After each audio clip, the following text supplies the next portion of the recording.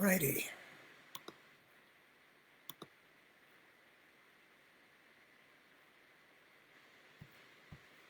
Oh yeah, this crap.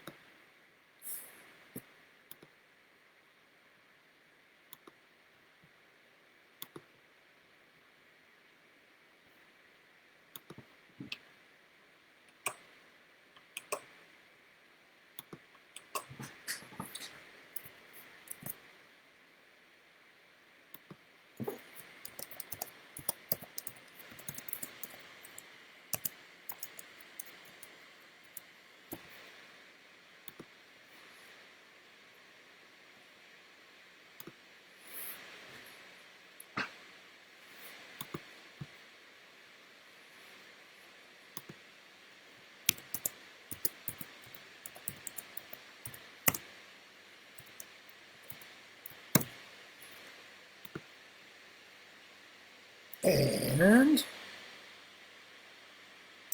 I think we did it. Did we not do it? Yes, we did it. Oh, you make it complicated.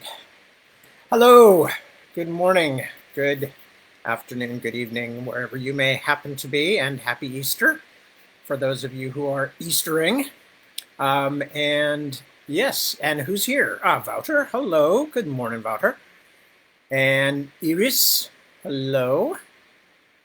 Well, congratulations to Iris on her birthday and to you guys on Easter in the Netherlands. And Ronnie, good morning. Olaf, hello. Happy Easter to you too. Suzanne, good morning from Yorkshire. Good morning back to Yorkshire. Jerry, I'm glad you're well enough to attend us. I saw your post earlier today and I was as concerned about your health, so glad you're able to make it.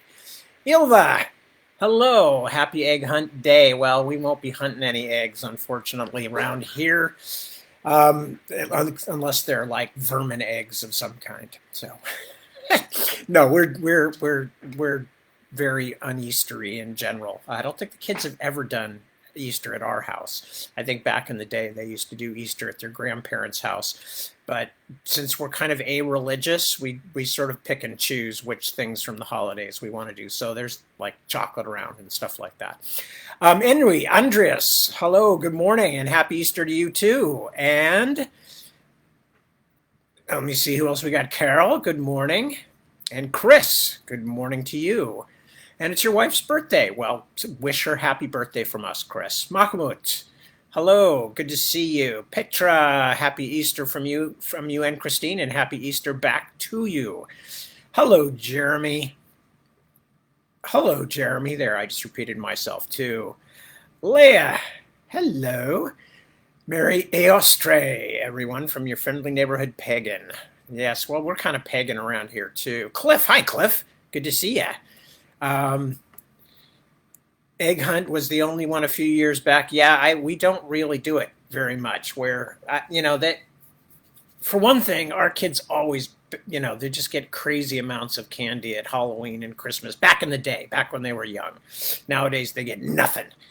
No, that's not true either, unfortunately. Holger, good morning. Jerry, yes. I won't repeat that. Anyway, happy Easter to you too. Happy Easter to everybody. I know, especially in countries with a more Catholic background, Easter is a huge, huge holiday. So I'm not meaning to diminish the importance of the holiday. Just as I said, we're kind of pagan here, and we never really been much on religious holidays. Obviously, the ones that have become mainstream, like Christmas and stuff. Yeah, we're big on that. And we're big on anything where you get to dress up in funny costumes, so Halloween is big too. Hello, Felina. Hi, hi, hi. Good to see you. Anyway, so what do I have to report this week before we start reading? Not much. I spent most of the week and a good few days of the prior week as well being poison oaked, which was my fault. Yeah, remember I told you about fixing the fence. Well, before I fixed the fence, I had to chop down a bunch of brush. And the first day, like a complete flippin' idiot, I went out there with short sleeves on, gloves, of course, because I was using sharp things and wire cutters and all kinds of stuff. So I had gloves on, so my hands are fine. But that in the succeeding days, I just found I had poison oak all over my arms. And I've had it before, but I think ever since I had that weird tick bite, which I think I told you folks about, because I had a full bore allergic reaction, which I've never had before. I'm not one of those. I've been bitten by bees and all kinds of stuff. I don't tend to have allergic reactions. Had a full bore allergic reaction to a tick bite a few months back, and I'm wondering if that's like sensitized my system because I've been just miserably not myself for like most of the last week. Um, yes, Wouter, you're right. It's a minefield. All gardens are a minefield. Hello, Michael. Nice of you to show up. And Jim, hello. Good to see you too. Weichei, Holger, you're a Weichei, a soft egg. I don't know that expression. Obviously idiomatic, but you'd think somebody who is idiotic would know more idiomatic expressions. But no, I don't. Not in German. Not as many as I would like to. But I'm sure some of my German friends will continue to fill me in on these things. Anyway, so other than spending, like 8 days or so, which is still going on, like just being overcome by itches and other weird stuff that seems to go with it, I am okay and doing all right. Mark, hi, Mark. Good to see you. I'm very sorry we couldn't get it together to get together with you, but we will. Very soon. We're still, most of us, unvaccinated, and Devin's still waiting for her. That's our daughter, is still waiting for her second. So, Suzanne, no, you don't want to get poison oak. Trust me. It's not fun at the best of times, and at the moment it's been particularly nasty this time through. Anyway, boring. People have much worse things to cope with all the time, so I'm not going to spend a lot of time talking about poison oak. I know more than I want to know about urushiol, which is the oily toxin that you get all over you. And if I actually, because I've had it before, here's the one frustrating thing that I'll tell you. Because I've had it before, I actually have stuff around the house which you can use right after you may have come into contact with it to wash the oil off you. It's specially made. It's a product called Pt.2, I think, T-E-C-N-U. And if you live in a place with poison oak or poison ivy, it's a very useful thing to have around.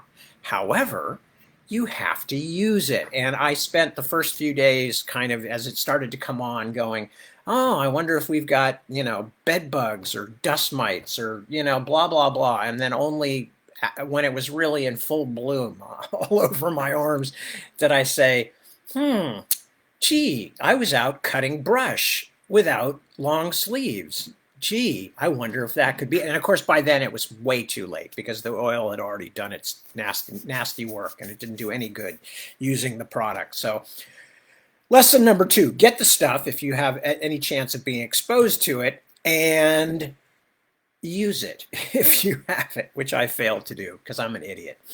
Anyway, Regina, hello. Happy Easter to you too.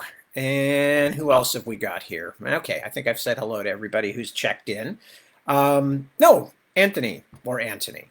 I'm still waiting to hear on that one, I think. I can't remember. I'm old. Damn it. Leave me alone. I'm old. I can barely remember my own name and I itch all over. Anyway, I am going to continue reading The Burning Man tonight. Thank you, Ilva, for sending me the text. And I am going to try it with the text just because on top of everything else, when I get things like poison oak or tick bite stuff, I think it affects the rest of my immune system as well. And having soft tissue issues and joint issues, it tends to set those off as well. So anything that will allow me to operate without having to hold a heavy book in my hands is a good thing. And I am going to take advantage of it tonight. So thank you for that idea, Ilva, and I'm going to do my best to make it work.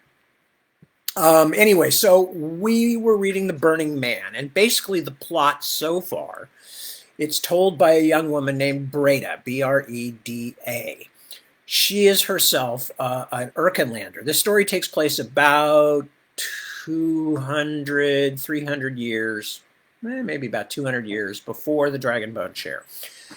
And she tells the story of how her mother, who had been the former wife of a sort of local chieftain and had lost her husband in an accident, which may or may not have been an accident, but may have been a political murder.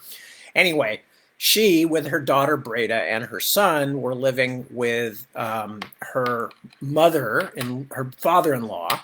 And then Lord Sulis showed up from Naban, known as Sulis the Apostate, a very powerful noble from Naban who had been thrown out of the church there and had taken his household and moved north and eventually decided to make his home in the deserted castle that had originally belonged to the Scythi when it was Azua.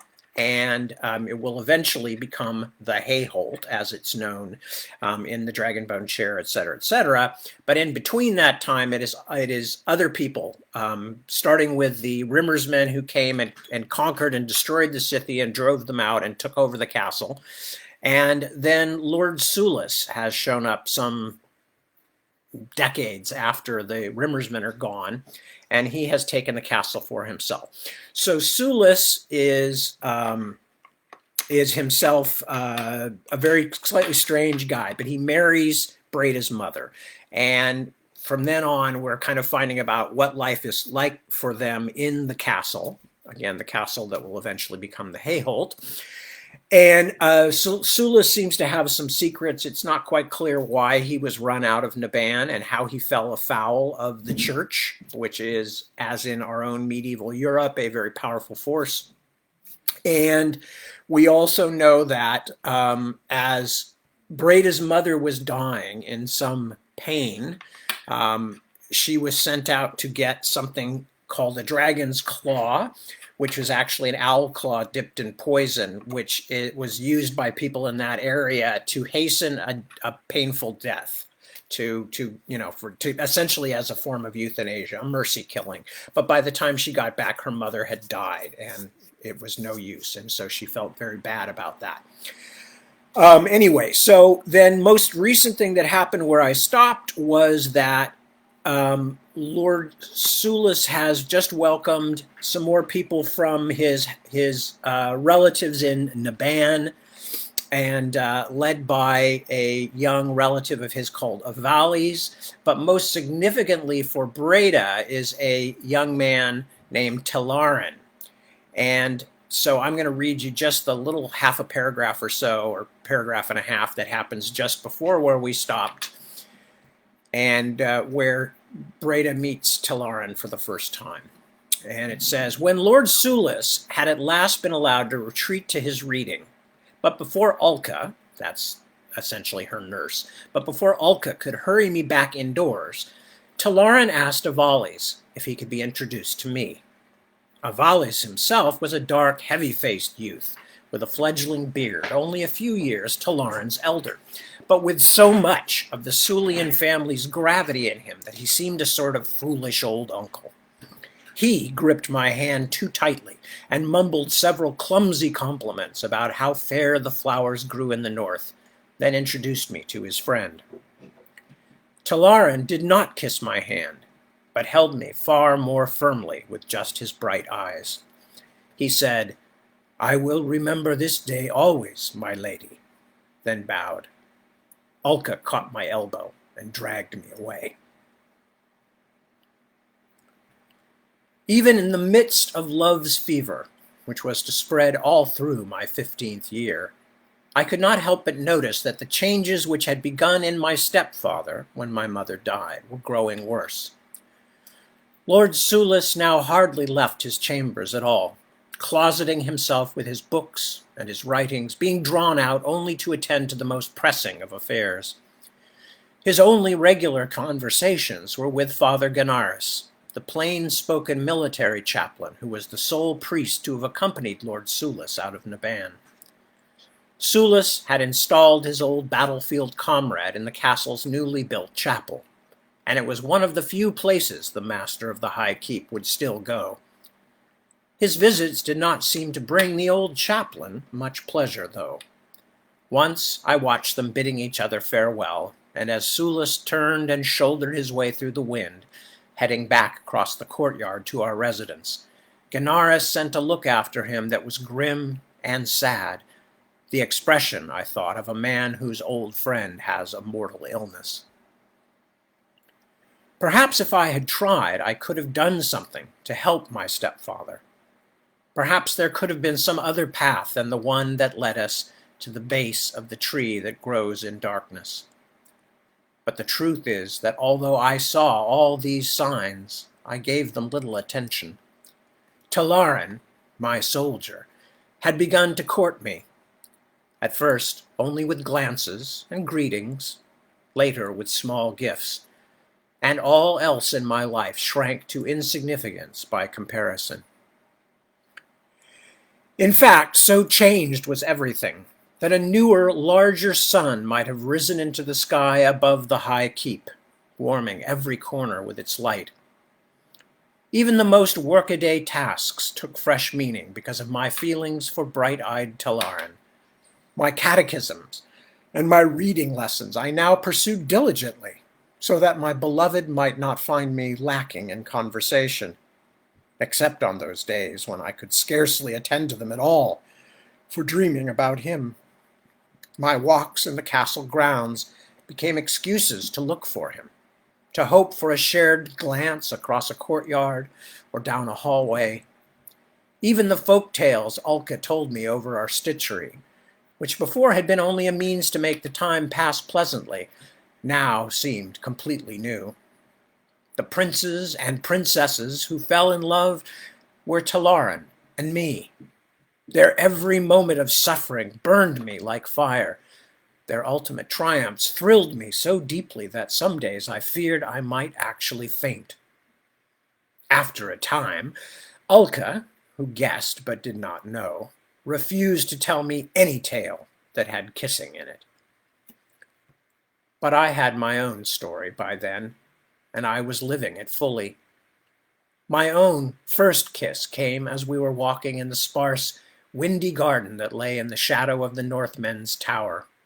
That ugly building was ever after beautiful to me, and even on the coldest of days, if I could see that tower, it would warm me. Your stepfather could have my head, my soldier told me, his cheek touching lightly against mine. I have betrayed both his trust and my station. Then, if you are a condemned man, I whispered, you may as well steal again. And I pulled him back farther into the shadows and kissed him until my mouth was sore. I was alive in a way I had never been, and almost mad with it. I was hungry for him, his kisses, his breath, the sound of his voice. He gifted me with small things that could not be found in Lord Sulis's drab and careful household. Flowers, sweetmeats, small baubles he found at the markets in the new town of Erkinchester, outside the castle gates. I could hardly bring myself to eat the honeyed figs he brought for me, not because they were too rich for his purse, although they were. He was not wealthy, like his friend Avalis, but because they were gifts from him, and thus precious. To do something as destructive as eat them seemed unimaginably wasteful.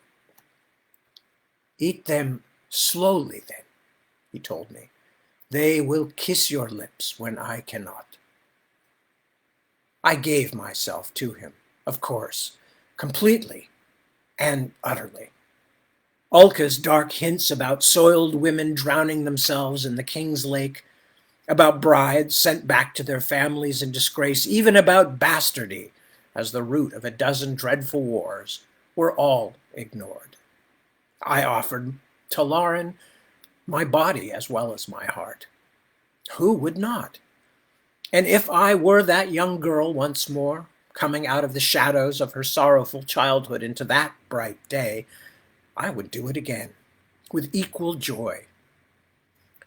Even now that I see the foolishness, I cannot fault the girl I was. When you are young and your life stretches so far ahead of you, you are also without patience. You cannot understand that there will be other days, other times, other chances. God has made us this way, Who knows why he chose it so?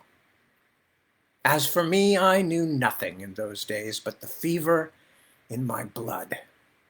When Talaran rapped at my door in the dark hours, I brought him to my bed. When he left me, I wept, but not from shame. He came to me again and again as autumn turned to winter, and as winter crept past, we built a warm secret world all our own. I could not imagine a life without him in it every moment. Again, youth was foolish, for I have now managed to live without him for many years. There has even been much that was pleasing in my life since I lost him, although I would never have been able to believe such a thing then. But I do not think I have ever again lived as deeply, as truly, as in that first year of reckless discovery. It was as though I somehow knew that our time together would be short. Whether it is called fate, or our weird, or the will of heaven, I can look back now and see how each of us was set onto the track, how we were all made ready to travel in deep, dark places. It was a night in late Fayever month of that year when I began to realize that something more than simple distraction had overtaken my stepfather. I was reeling back down the corridor to my chamber. I had just kissed Talaran farewell in the great hall and was mad with the excitement of it, when I nearly stumbled into Lord Sulis. I was first startled, then terrified. My crime, I felt sure, must be as plain as blood on a white sheet. I waited, trembling, for him to denounce me. Instead, he only blinked and held his candle higher. "Breda," he said, "what are you doing, girl?" He had not called me girl since before my mother died. His fringe of hair was astrew as though he had just clambered from some assignation of his own, but if he had, his stunned gaze suggested it had not been a pleasant one. His broad shoulders sagged, and he seemed so tired he could barely hold up his head. The man who had so impressed my mother on that first day in Godric's Hall had changed almost beyond recognizing. My stepfather was wrapped in blankets, but his legs showed naked below the knee. Could this be the same Sulis, I wondered, who, as long as I had known him, had dressed each day with the same care as he had once used to set his lines of battle? The sight of his pale, bare feet was unspeakably disturbing. I was restless and could not sleep, sire. I wished some air. His glance flicked across me and then began to rove the shadows again. He looked not just confused, but actually frightened. You should not be out of your chamber.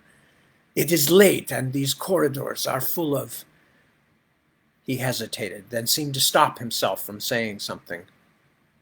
"Full of drafts," he said at last. "Full of cold air. Go on with you, girl." Everything about him made me uneasy. As I backed away, I felt compelled to say, "Good night, sire, and God bless you." He shook his head. It almost seemed a shudder, then turned and padded away. A few days later, the witch was brought to the high keep in chains. I only learned the woman had been brought to the castle when Talaran told me. As we lay curled in my bed after lovemaking, he suddenly announced, "Lord Sulis has captured a witch." I was startled.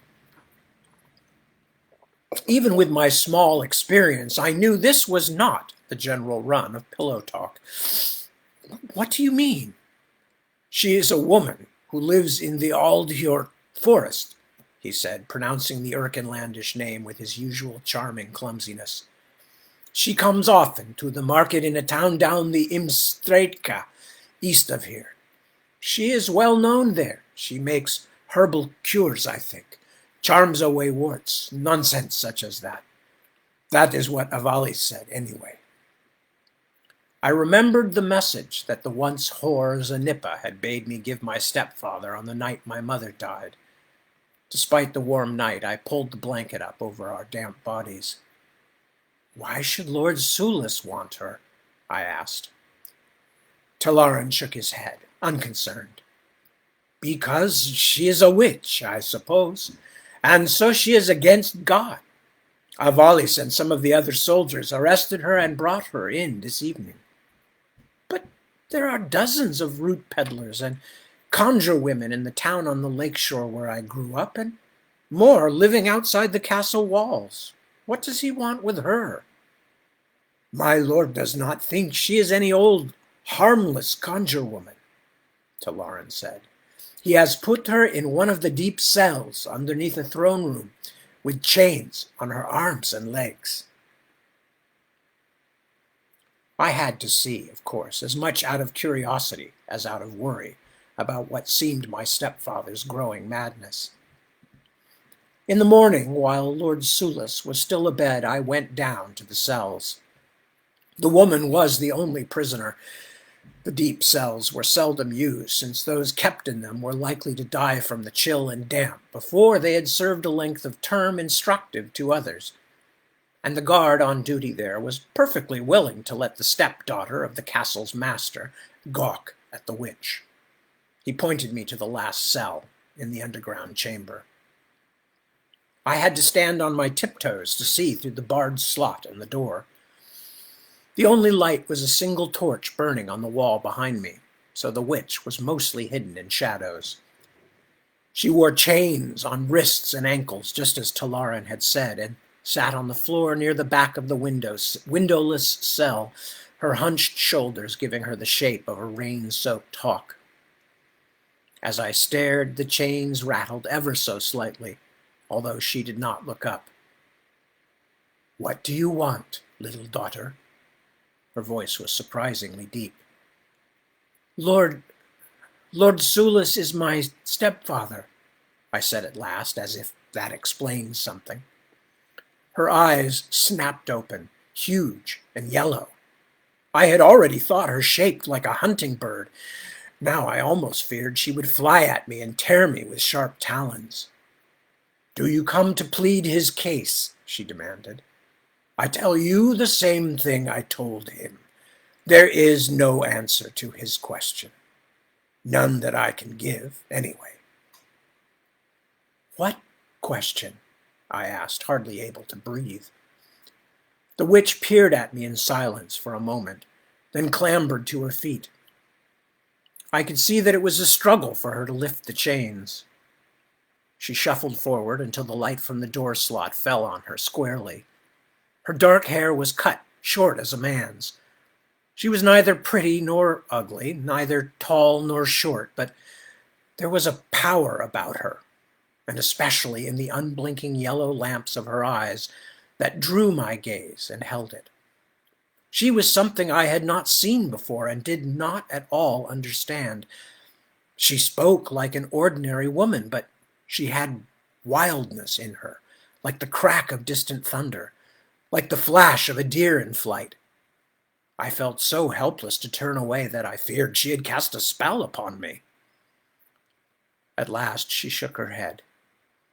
"I will not involve you in your father's madness, child." "He is not my father. He married my mother." Her laugh was almost a bark. "I see." I moved uneasily, from foot to foot, face still pressed against the bars. I did not know why I spoke to the woman at all, or what I wanted from her. "Why are you chained?" "Because they fear me." "What is your name?" She frowned, but said nothing, so I tried another. "Are you really a witch?" She sighed. "Little daughter, go away. If you have nothing to do with your stepfather's foolish ideas, then the best you can do is stay far from all this. It does not take a sorceress to see that it will not end happily." Her words frightened me, but I still could not pull myself away from the cell door. Is there something you want? Food? Drink?" She eyed me again, the large eyes almost fever bright. "This is an even stranger household than I guessed. No, child, what I want is the open sky and my forest, but that is what I will not get from you or anyone. But your father says he has need of me. He will not starve me." The witch turned her back on me then and shuffled to the rear of the cell, dragging her chains across the stone. I climbed the stairs with my head full to aching. Excited thoughts, sorrowful thoughts, frightened thoughts, all were mixed together and full of fluttering confusion like birds in a sealed room.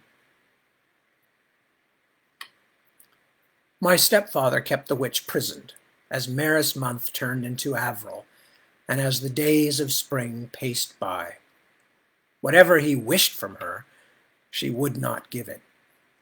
I visited her many times, but although she was kind enough in her way, she would speak to me only of meaningless things. Often she asked me to describe how the frost on the ground had looked that morning, or what birds were in the trees and what they sang, since in that deep windowless cell carved into the stone of the headland, she could see and hear nothing of the world outside. I do not know why I was so drawn to her. Somehow she seemed to hold the key to many mysteries. My stepfather's madness, my mother's sorrow, my own growing fears that the foundations beneath my new happiness were unsolid. Although my stepfather did feed her as she had promised he would, and did not allow her to be mistreated in anything beyond the fact of her imprisonment, the witch woman still grew markedly thinner by the day, and dark circles formed like bruises beneath her eyes. She was pining for freedom, and like a wild animal kept in a pen, her unhappiness was sickening her. It hurt me to see her, as though my own liberty had been stolen. Each time I found her more drawn and weak than the time before. Each time I found her more drawn and weak than the time before, it brought me back to the agony and shame of my mother's last horrible days. Each time I left the cells, I went to a spot where I could be alone, and I wept. Even my stolen hours with Talaran could not ease the sadness I felt.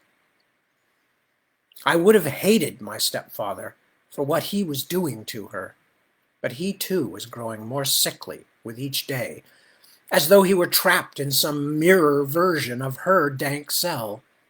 Whatever the question was that she had spoken of, it plagued Sulis so terribly that he, a decent man, had stolen her freedom. So terribly that he scarcely slept in the nights at all, but sat up until dawn's first light, reading and writing and mumbling to himself in a kind of ecstasy. Whatever the question, I began to fear that both he and the witch would die because of it. The one time that I worked up the courage to ask my stepfather why he had imprisoned her, he stared over my head at the sky as though it had turned an entirely new color, and told me, "This place has too many doors, girl. You open one, then another, and you find yourself back where you began. I cannot find my way." If that was an answer, I could make no sense of it.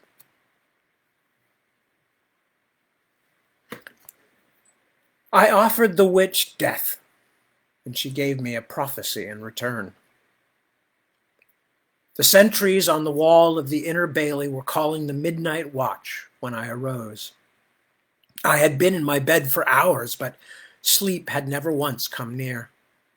I wrapped myself in my heaviest cloak and slipped into the hallway. I could hear my stepfather through his door talking as though to a visitor. It hurt to hear his voice because I knew he was alone. At this hour, the only guard in the cells was a crippled old soldier who did not even stir in his sleep when I walked past him.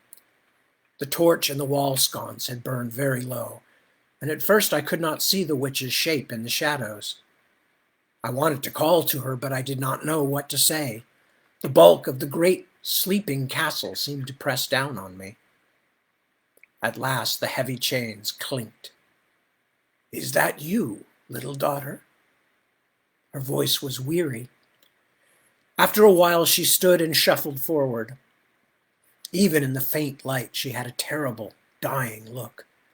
My hand stole to the purse that hung around my neck. I touched my golden tree as I said a silent prayer, then felt the curve of that other thing, which I had carried with me since the night of my mother's death. In a moment that seemed to have its own light, quite separate from the flickering glow of the torch, I pulled out the dragon's claw and extended it to her through the bars. The witch raised an eyebrow as she took it from me.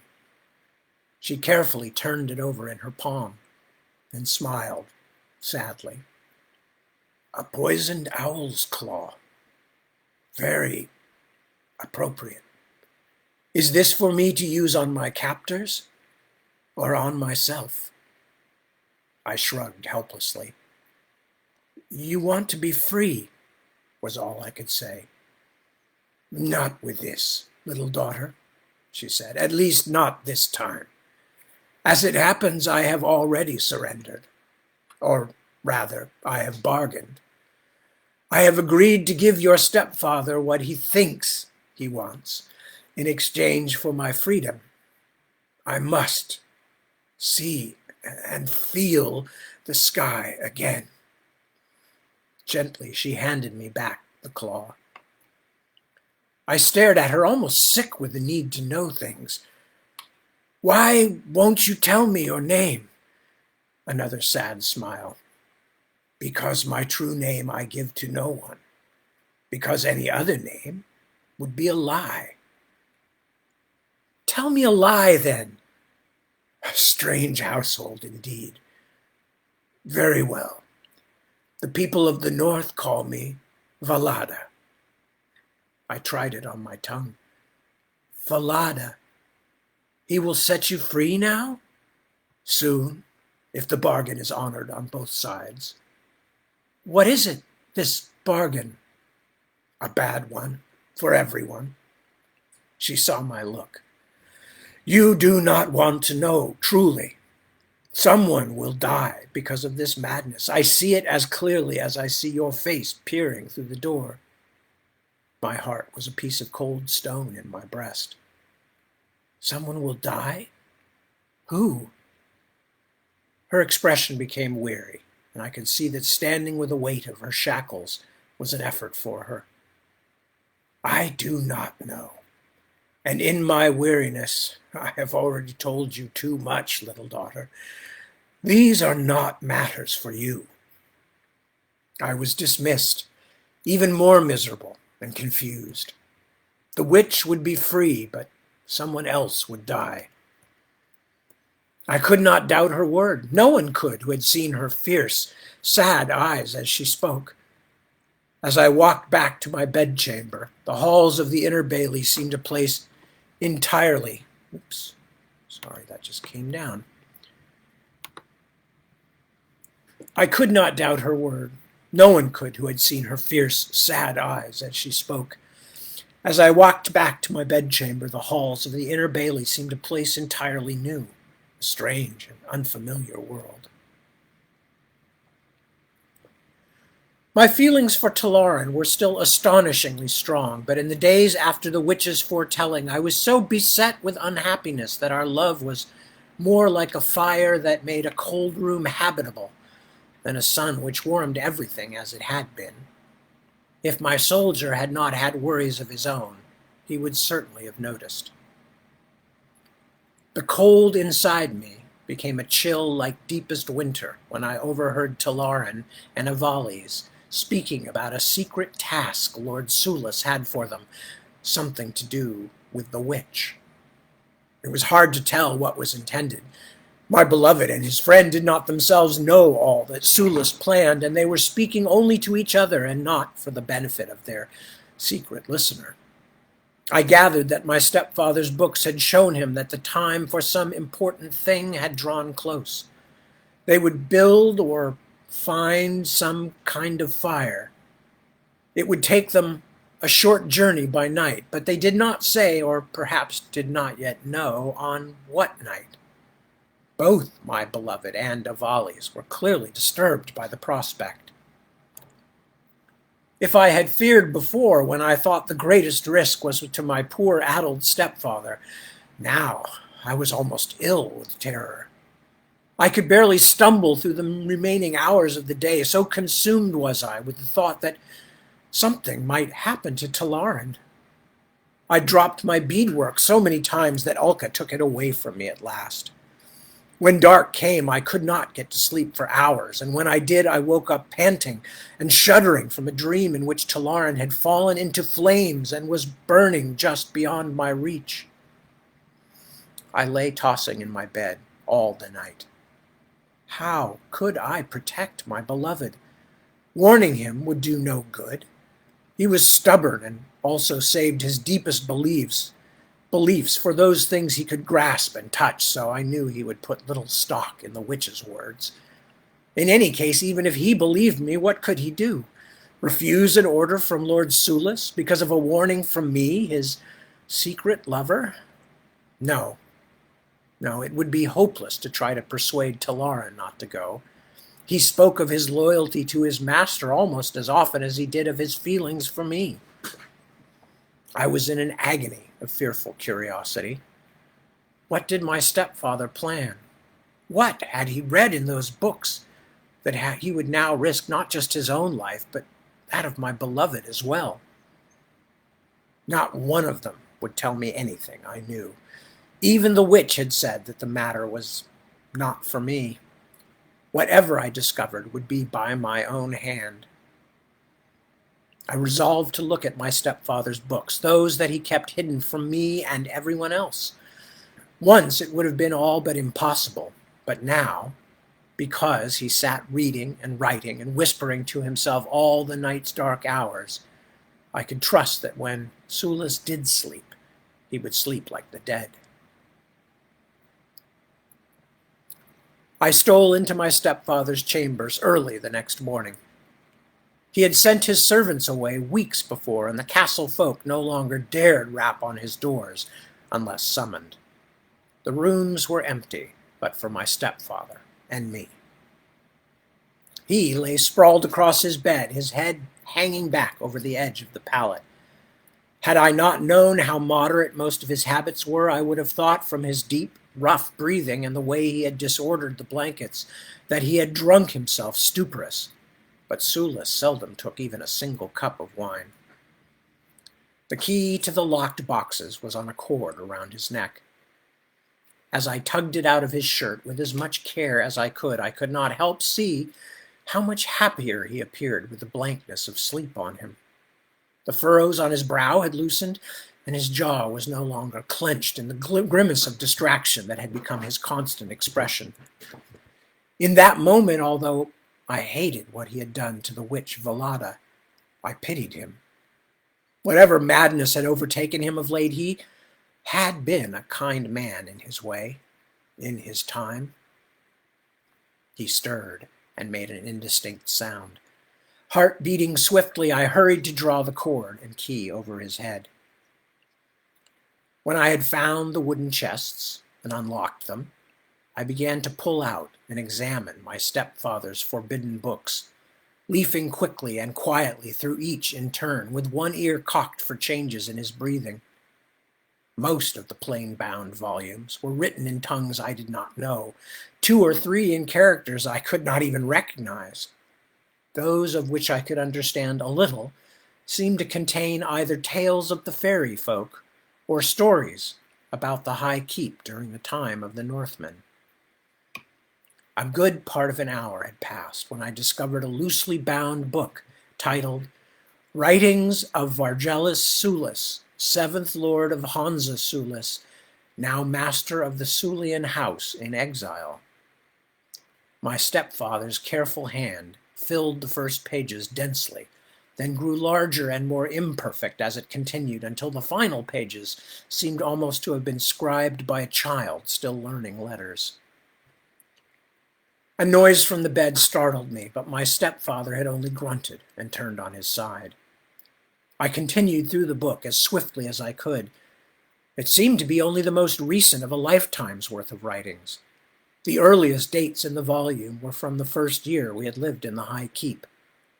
The bulk of the pages listed tasks to be performed in the High Keep's rebuilding and records of important judgments Sulis had made as Lord of the Keep and its tenant lands. There were other notations of a more personal nature, but they were brief and unelaborated. For that terrible day, almost 3 years earlier, he had written only, "Cunithrith dead of chest fever. She shall be buried on the headland." The sole mention of me was a single sentence from several months before. "Breda, happy today." It was oddly painful to me that my somber stepfather should have noticed that and made a record of it. The later pages held almost no mention of the affairs of either home or governance, as if in daily life Sulis had also lost interest in both. Instead, there were more and more notes that seemed to be about things he had read in other books. One said, "Placinon claims that mortality is consumed in God as a flame consumes branch or bough. How then," with the rest smudged, one word might have been nails, and further on I could make out holy tree. Another of his notes listed several doorways that had been located by someone named Nisses, with explanations, with explanations next to each that explained nothing at all.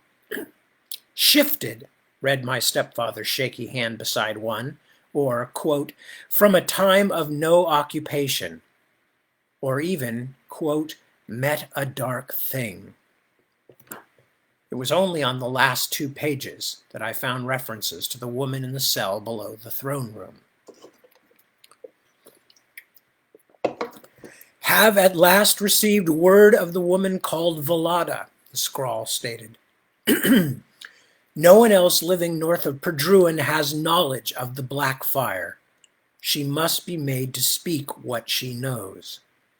Below that, in another day's even less disciplined hand, was written, "The witch balks me, but I cannot have another failure as on the eve of Elysiamanza. Stoning night will be the next time of strong voices beneath the keep. Walls will be thin. She will show me the way of black fire, or there is no other hope. Either she will answer, or death." I sat back, trying to make sense of it all. Whatever my stepfather planned, it would happen soon. Stoning night was the last night of Avril, only a few days away. I could not tell from his writings if the witch was still in danger. Did he mean to kill her if she failed, or only if she tried to cheat his bargain with her? But I had no doubt that this search for the thing called Black Fire would bring danger to everyone else, most importantly, and most frighteningly, my soldier, Talarin. Again, my stepfather murmured in his sleep, an unhappy sound. I locked his books away and stole out again. All that day I felt distracted and feverish, but this time it was not love that fevered me. I was terrified for my lover and fearful for my stepfather and the witch Velada, but what I knew and how I had discovered it I could not tell to anyone. For the first time since my soldier had kissed me, I felt alone. I was full up with secrets, and unlike Sulis, had not even a book to which they could be confided. I would follow them, I decided at last. I would follow them into the place my stepfather spoke of, the place beneath the keep where the walls were thin and the voices strong. While they searched for the Black Fire, I would watch for danger. I would protect them all. I would be their angel.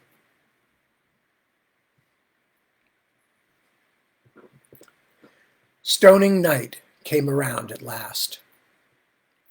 Even had I not read my stepfather's writings, I think I would have known that the hour had come in which they meant to search for black fire, because Talarin was so distracted and full of shadows.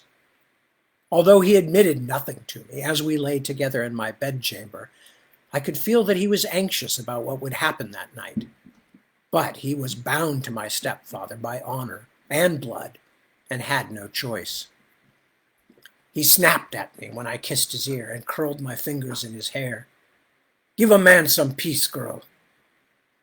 "Why are you a man and I am a girl?" I teased him, pretending a lightness I did not truly feel. "Is there such a difference in our ages? Have I not given to you already that which makes me a woman?" My soldier was short-tempered and did not hear the love in what I said. "Anybody who will not leave off when she is asked proves herself still a child. And I am a man because I wear a soldier's badge, and because if my master asks, I must give my life." Talarin was 5 years my elder, and in those long ago days I was almost impressed by the difference as he was. But I think now that all men are younger than their women, especially when their honor has been touched. As he stared at the ceiling, his face turned from angry to solemn, and I knew he was thinking of what he must do that night. I was frightened too, so I kissed him again, softly this time, and apologized. When he had gone, full of excuses meant to hide his actual task, I prepared for my own journey. I had hidden my thickest cloak and 6 fat candles where Ulka and the other serving women would not find them. When I was dressed and ready, I touched my mother's golden tree where it lay against my heart, and said a prayer for the safety of all who would go with me into darkness. Stoning night, the last night of Avril, on the eve of Maya month, the black hours when tales say spirits walk, until driven back to their graves by dawn and the crowing cock. The high keep lay silent around me as I followed my beloved and the others through the dark. It did not feel so much that the castle slept as that the great keep held its breath and waited. There is a stairwell beneath the Angel Tower, and that was where they were bound. I learned of it for the first time on that night, as I stood wrapped in my dark cloak listening from the shadows of the wall opposite the tower. Those I followed were 4: my stepfather, Talarin, and his friend Avalis, and the woman Velada. Despite the bargain she had made, the witch's arms were still chained. It saddened me to see her restrained like an animal. The workmen who had been repairing the tower had laid a rough wooden floor over the broken stones of the old one, perhaps to make certain no one fell down one of the many holes, perhaps simply to close off any openings into the castle's deepest places. Some had even suggested that all the old castle floor should be sealed under brick, so that nothing would ever come up that way to trouble the sleep of God-fearing folk. Because of this wooden floor, I waited a long time before following them through the tower's outer portal, knowing it would take some time for my stepfather and his 2 bondmen to shift the boards. As I lurked in the shadows by the tower wall while the wind prowled the inner bailey, I thought about the angel who stood at the top of the tower, a figure black with the grime of centuries that no rain could wash away, tipped sideways as though about to lose her balance and fall. Who was she? One of the blessed saints? Was it an omen? Did she watch over me as I meant to look over Talarin and the rest? I looked up, but the tower's high top was invisible in the night. At last I tried the latch of the tower door and found the bolt had not been shot. I hoped that it meant the angel was indeed looking out for me. Inside the tower, the moonlight ended, so while still in the doorway, I lit my first candle from the hidden touchwood, which had nearly burnt down. My footsteps seemed frighteningly loud in the stony entry hall, but No one appeared from the shadows to demand my business in that place. I heard no sound of my stepfather or the rest. I paused for a moment in front of the great upward winding staircase and could not help but wonder what the workmen would find when they cleared the rubble and reached the top, as I still wonder all these years later with that painstaking work yet unfinished. I suppose I will not see it in my lifetime. Will they discover treasures left by the fairy folk? Or perhaps only those ancient beings, frail bones? Even were it not for the things that happened on that fateful night, still the Angel Tower would haunt me, as it haunts this great keep and all the lands beneath its long shadow. No mortals, I think, will ever know its secrets. Once, long ago, I dreamed that my stepfather gave me the angel herself to clean, but that no matter how I tried, I could not scrub the black muck from her limbs and face. He told me that it was not my fault, that God would have lent me the strength if he truly wanted the angel's face to be seen, but in my dream I still wept at my failure. I moved from the entry hall to a place where the floor fell away in great broken shards, and tried to imagine what could smash stones so thoroughly and yet leave the tower itself still standing. It was not easy to follow where my stepfather and my beloved had already gone, but I climbed down the rubble, leaning to set my candle before me so that I could have both my hands free. I wished, not for the last time, that I had worn something other than my soft shoes. I clambered down and down, hurting my feet, tearing my dress in several places, until I reached the jumble of smaller broken stones, which was the floor, at least a half-dozen times my own height below the level of the inner bailey.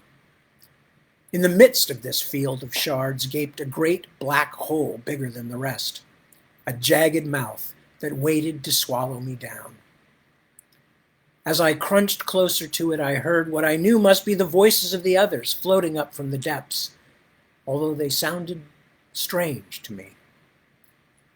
More stones had been pushed aside to reveal the entrance to the stairwell, a lip of shiny white with steps inside it that vanished into shadow.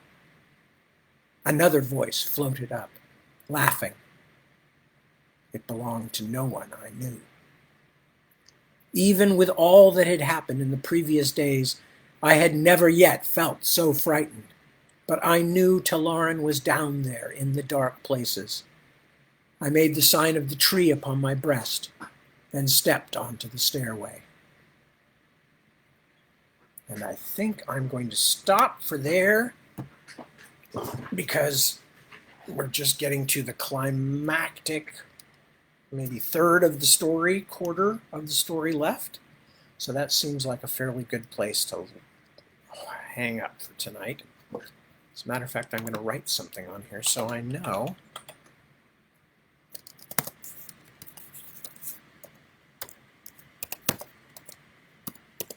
There we go. I'm so darn efficient, I make myself sick. Anyway, okay, so that's where we're going to stop for tonight. I will eat them slowly, they will kiss you. Oh, somebody's quoting from the story. And many people wondering where they can get fig gifters. Hello, James. Good to see you. I'm glad you showed up. Hello, Julian. Nice to see you, too. Well, and Monica. Hello, and happy Easter to you as well. Did I miss anybody else? Looks like I got everybody. Anyway, so with that, we are going to just kind of stall out for tonight because, as I said, it goes into the next section here and things start to happen and there are many things going on. So I will probably finish the story. I'm pretty sure I will finish the story later today at 7 p.m. So those of you who can't make it, it will be available as a recording.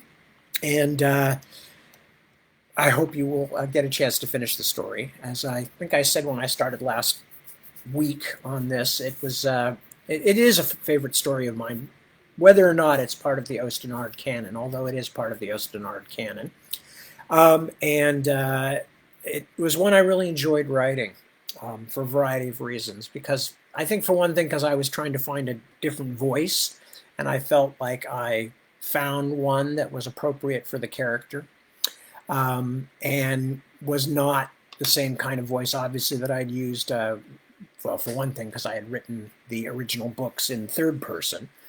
So, although my third persons can be very first person-y because I tend to have viewpoint characters, and you're actually often in those characters' heads and seeing what the characters are seeing, but also thinking or hearing or reading what the characters are thinking. So I have a more first person-y third person than some than some writers might, I guess. I don't know, but that's the best I can explain it. But anyway, but so I enjoyed this story. It was it was a chance to do Osterard from a different point of view, from a different historical time. And in fact, it very much was my first foray into something that I am now doing quite a bit of, not just with the trilogy, but the short novels. And I'm also planning to do some short novels that are going to be about Flan's Crows, who are ostensibly a group of outlaws, but are actually a lot more interesting than that. And I can't really tell you too much about the Flan's Crows stuff, because until you've read Brothers of the Wind,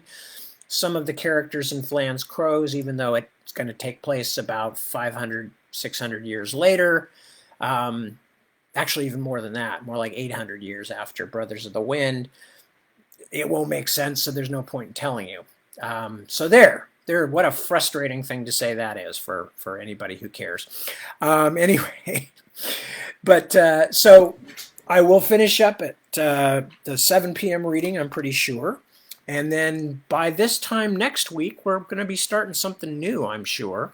Although, well, actually this time next week, we'll be starting something new. And I don't know what it is yet, although I have been given a few suggestions, and I have a few things of my own that I'm going to think about too, in terms of what might work. So, having said all of that, I will tell you again, as I always do, thank you so much for joining me. It's a huge pleasure to be able to share this with you. And I hope all of you have a lovely Easter who are Eastering.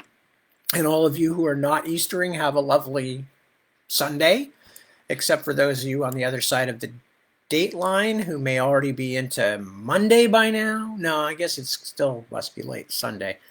No, it's actually probably... Anyway, I'm totally confused by time, but you guys have figured that out already, I'm sure. Anyway, thanks again. Take good care of yourselves. Take good care of your loved ones, your friends, your neighbors, anybody who needs it. We are all still hanging in here. We have had the first shot, but the rest of us haven't had one yet, so we're all still hunkered down, but that's okay. God knows I've got work to do. And I will see some of you again in about 16, 17 hours from now, whenever it is, at 7 p.m. The rest of you I will see at this time next week. And with that, I say adieu and auf Wiedersehen and a bientôt and see you later, alligator, and all kinds of stuff like that. And I wish you peace and a happy Easter and good night from Casa Billiam's Wheel. That's a new one. From the Beale Williams